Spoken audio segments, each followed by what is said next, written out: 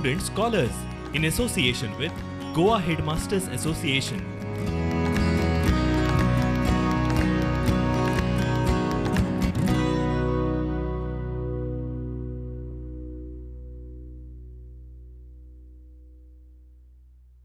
Mathematics is everywhere, in you, in me.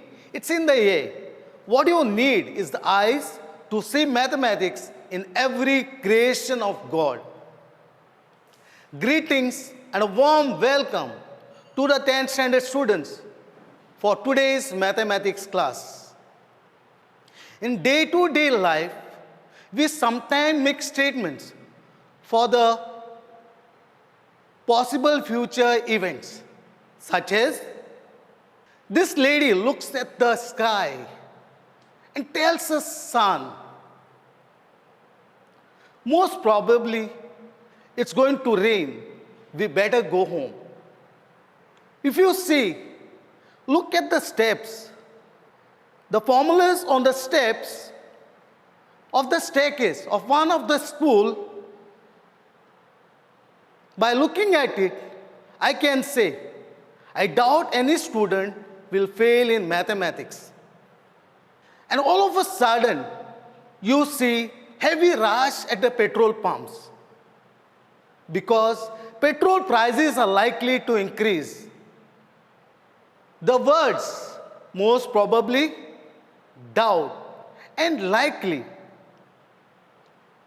has an element of uncertainty.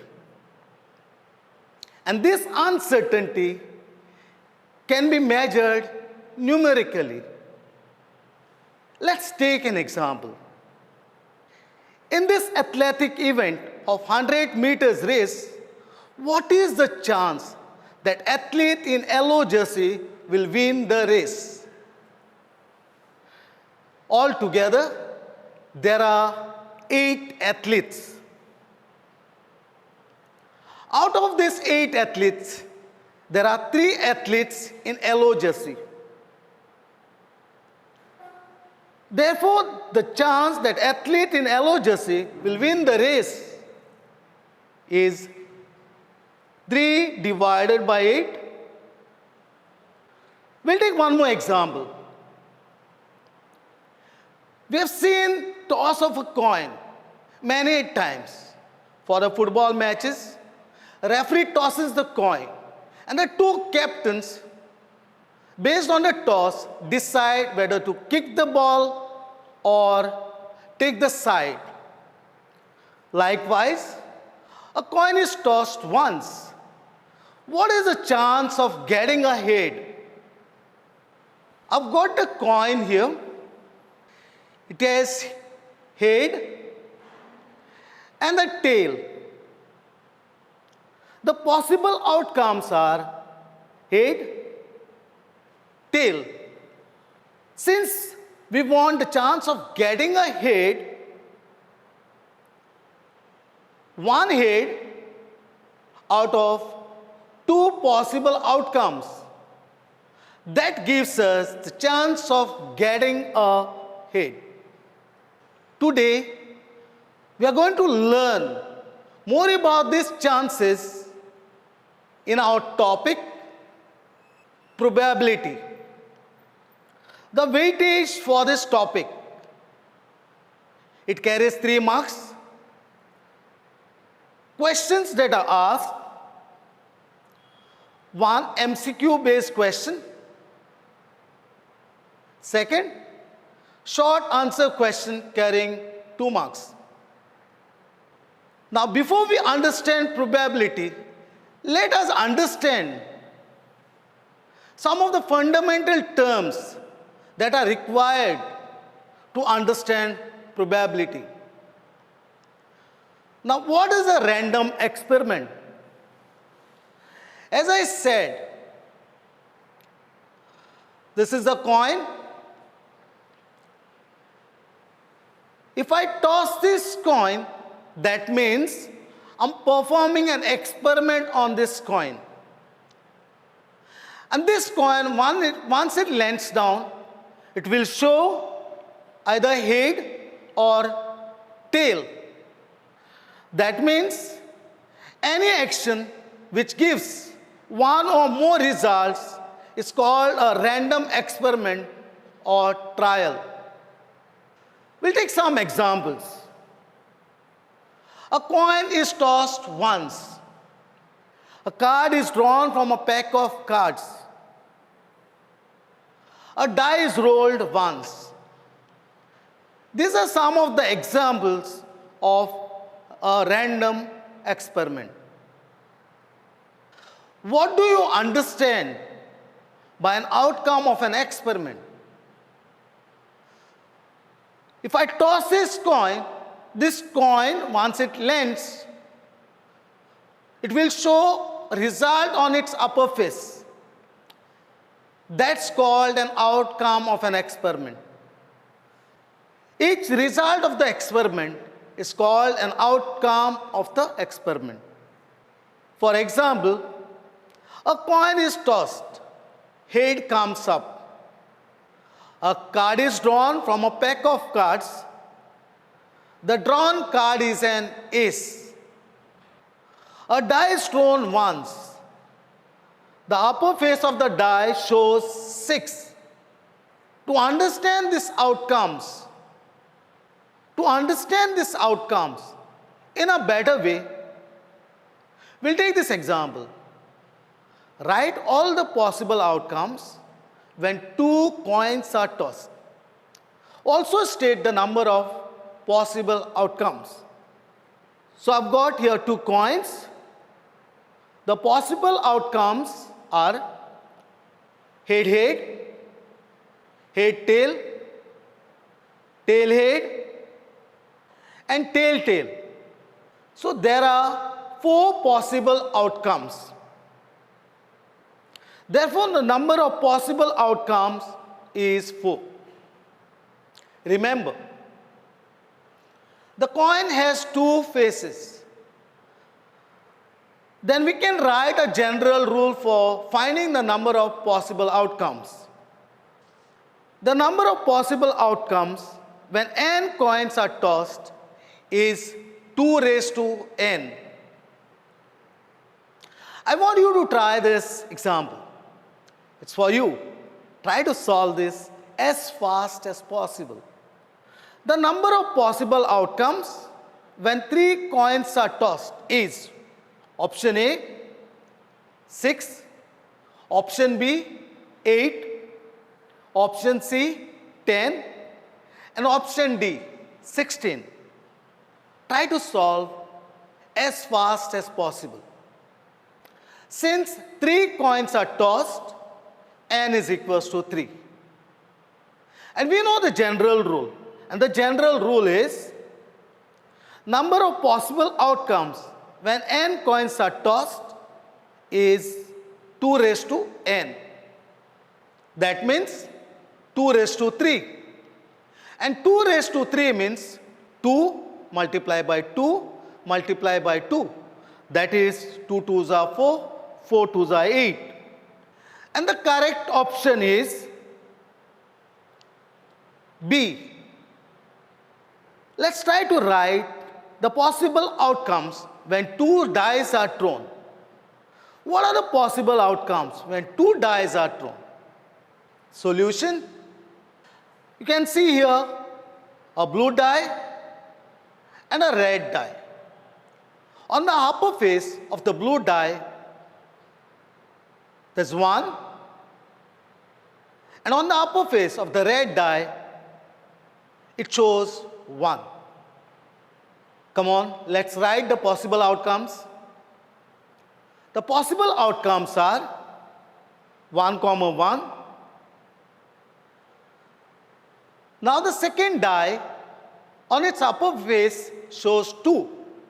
So it's going to be 1, 2, 1, 3, 1, 4, 1, 5, 1, 6.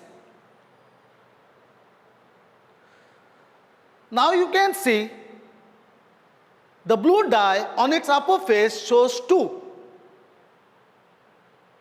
And the red die on its upper face shows 1.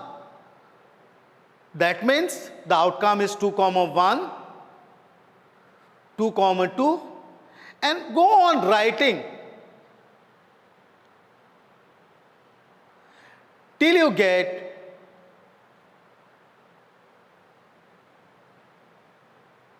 6 comma 6.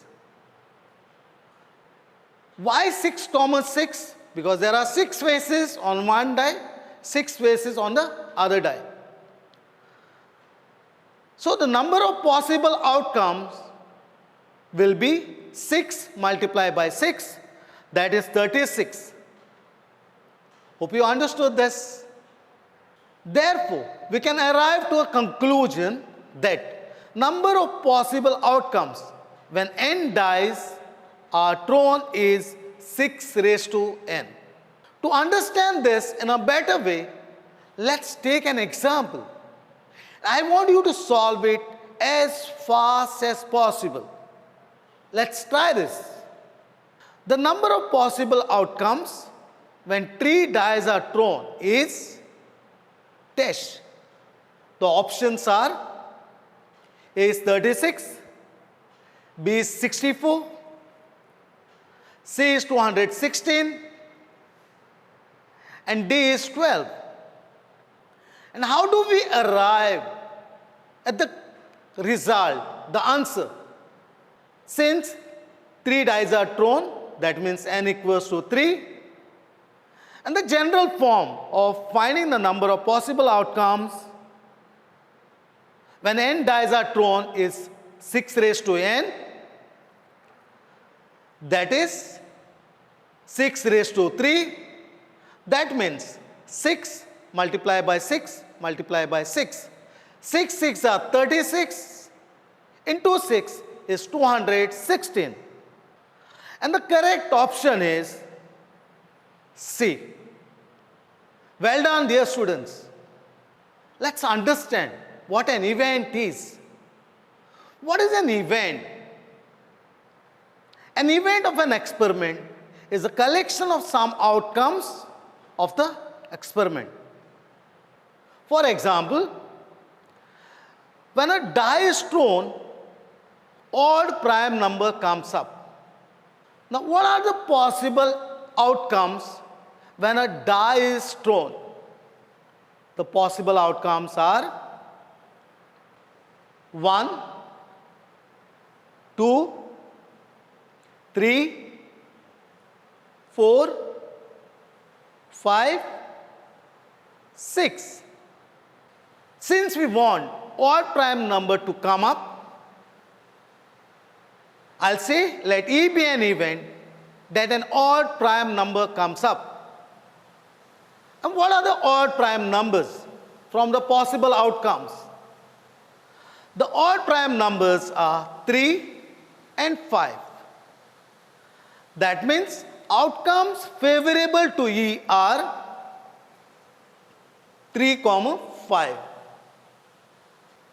Hope you understood this. Let's move on. Let's understand about an elementary event. An event having only one outcome of the experiment is called an elementary event. We'll also try to understand equally likely events. 2 or more events are said to be equally likely if each one of them has an equal chance of happening or occurring. When a coin is tossed, head and tail has equal chances of occurring. As students, we have learned about the random experiment, the outcome of an experiment, event, elementary event, and equally likely events. Now, let's try to understand probability. To understand probability, there are 2 approaches. That is 2 ways to study probability. The first approach is the experimental approach. What we have learned in 9th standard. Now, what is this experimental approach to probability? Experimental probability is found by repeating an experiment and observing the outcomes. It's defined as probability of an event equals to number of times event occurs divided by total number of trials. To understand this, we'll take this example. A coin is tossed 5 times and the results are noted as follows. First row shows head, second row shows tail, third row shows tail, fourth row shows head, fifth row shows tail. Find the probability of getting a head. How to get the probability of a head? We go back to the experimental probability definition. It says probability of an event equals to number of times event occurs divided by total number of trials. And we'll use this to solve this example.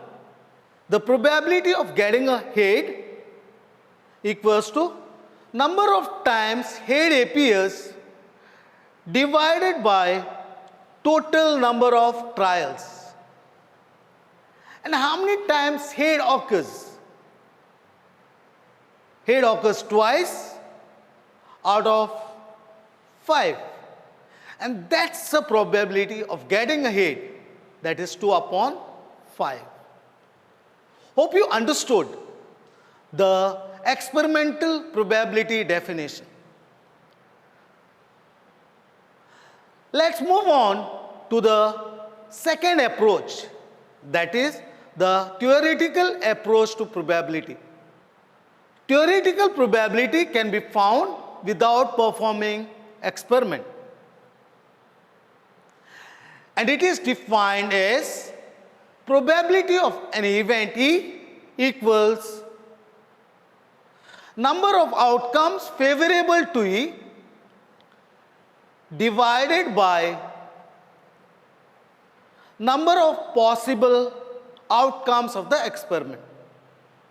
And this definition of probability was given by French mathematician Pierre-Simon Laplace in 1795. Let's understand probability based on some examples. A die is thrown once. Find the probability of getting a number greater than 3. So what are the possible outcomes when a die is thrown? The possible outcomes are 1, 2, 3, 4, 5, 6. Let A be an event of getting a number greater than 3. Now, what are the numbers greater than 3 in the possible outcomes? So, outcomes favorable to A are 4, 5, 6. Therefore, probability of an event A equals 3 outcomes out of total possible outcomes, that's 6. And we can get rid of the common factor, that's 3 ones are 3 and 3 twos are 6, that's 1 upon 2. Let's take one more example. An urn contains 4 red balls, 5 green balls, 4 purple balls and 2 blue balls. A ball is selected at random from the urn. What is the probability that a ball selected is red? To find the probability that the ball selected is red, we should know the total number of balls that are there in the urn. Total number of balls There are 4 red balls, 5 green balls, 4 purple balls, and 2 blue balls. The total is 15.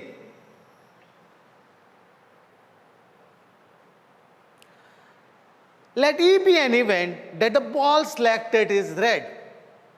Since we want the probability that the ball selected is red, let's take E as an event the ball selected is red. Number of outcomes favorable to E. Since there are 4 red balls, it's 4. Therefore, probability of event E is 4 divided by 15. And that gives us a probability that the ball selected is red is 4 upon 15. As the next example, 2 coins are tossed. What is the probability that at least one head comes up? Second, no head comes up. When 2 coins are tossed, the possible outcomes are head head, head tail, tail head, tail tail. Probability that at least one head comes up. Now, in the possible outcomes, we have head head, head tail, tail head. And in these 3 outcomes, there is a head. Therefore, it's going to be 3 divided by total number of possible outcomes. That's 4. So, the probability that at least one head comes equals to 3 upon 4. Next, we want the probability that no head comes up. No head comes up. In the possible outcomes, we can see tail tail. That means there is no head. So, probability that no head comes up equals to 1 divided by 4. That completes our problem. Let's try to understand about a pack of cards. In a pack of cards, there are 52 cards. They are categorized based on colors. 26 red cards and 26 black cards. They are further categorized as 13 hearts and 13 diamonds. These are the red cards. And black cards are categorized as spades and clubs. There are 13 spade cards and 13 club cards. In each of the category, say hearts, there is 1 king, 1 queen, 1 jack. King, queen, jack are called picture cards. Ace is not a picture card. And there are number cards from 2 to 10. Since in each category there are 3 picture cards, that means there will be 12 picture cards or face cards. And these are 4 kings, 4 queens, and 4 jacks. Let's try an example based on this pack of cards. A card is drawn from a well-shuffled deck of 52 cards. What is the probability of getting a king? To find the probability of getting a king, there are 4 kings in a pack of cards. And pack itself is having 52 cards. So probability of drawing a king is 4 upon 52. 4 ones are 4 13s are. That gives us 1 upon 13. Hope you understood. this example based on a pack of cards. We'll try some more examples. A bag contains a red ball, a blue ball, and a yellow ball. All the balls being of the same size. Sia takes out a ball from the bag without looking into it. What is the probability that she takes out the yellow ball, the red ball, and the blue ball? Let's take balls and number of balls. Red 1, blue 1, yellow 1. Total number of balls is 3. I'll say let R be the event, the ball taken out is red. The next event, I'll write it as let B be the event, the ball taken out is blue. And the third event, Y be the event, the ball taken out is yellow. Case 1, we want the probability that Sia takes out yellow ball. So probability of getting an yellow ball is 1 yellow ball out of 3. Probability of getting a red ball is 1 red ball out of total 3. So probability of getting a red ball is 1 upon 3. Probability of getting a blue ball will be 1 out of 3, as there is 1 blue ball from the total 3 balls. Yeah, my dear students, I'm going to use the same example to arrive to a new statement or a concept. What I'll do here is, I'll add up all the probabilities. Probability of ball being yellow, probability of ball being red, and probability of ball being blue. So, probability that the ball is yellow is 1 upon 3. Probability that the ball is red is 1 upon 3. Probability that the ball is blue is 1 upon 3. And you get this as 3 out of 3, which is 1. That means sum of probabilities of all these 3 elementary events is 1. And that leads us to the statement, the sum of probabilities of all elementary events of an experiment is 1. Hope you understood. Remember the statement. I'll repeat the statement. The sum of probabilities of all elementary events of an experiment is 1.